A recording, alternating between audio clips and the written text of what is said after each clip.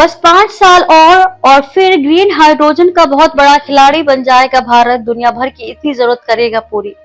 भारत में green hydrogen एक महत्वपूर्ण ऊर्जा स्रोत के रूप में उभर रहा है।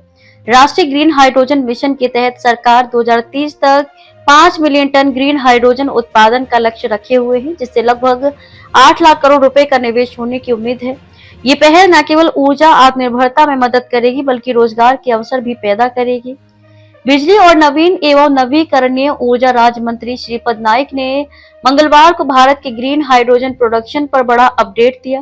उन्होंने कहा कि भारत का टारगेट ग्लोबल ग्रीन हाइड्रोजन की लगभग 10% मांग को पूरा करना है। ग्रीन एनर्जी की ग्लोबल डिमांड के साल 2030 तक 10 करोड़ मीट्रिक टन से अधिक होने की उम्मीद है। नाइक ने फिक्की ग्रीन हाइड्रोजन समिट 2025 में कहा कि नेशनल ग्रीन हाइड्रोजन मिशन के तहत 19 कंपनियों को सालाना 8,62,000 टन प्रोडक्शन कैपेसिटी के टारगेट दिए जा चुके हैं और ग्रीन हाइड्रोजन प्रोडक्शन टारगेट्स की दिशा में काफी प्रगति भी हुई है। सरकार ने 15 कंपनियों को 3,000 मेगावाट इलेक्ट्रोलाइजर मैन्युफैक्चरिंग कैपेसिटी भी प्रदान की है। नाइक ने कहा कि हम भारत को न केवल एक प्रमुख प्रोड्यूसर बल्कि ग्रीन हाइड्रोजन एक्सपोर्ट का एक ग्लोबल हब भी बनाना चाहते हैं। उन्होंने देश को एक भरोसेमंद एक्सपोर्टर के रूप में स्थापित करने की रणनीति का भी जिक्र किया।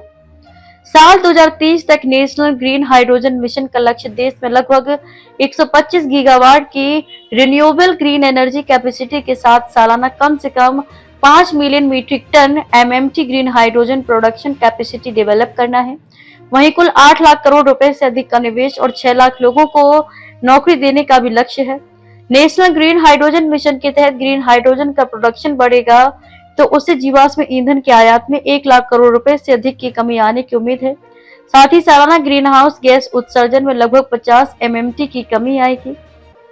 ग्लोबल ग्रीन और क्लीन हाइड्रोजन मार्केट कीमतों में कमी के कारण प्रगति कर रहा है।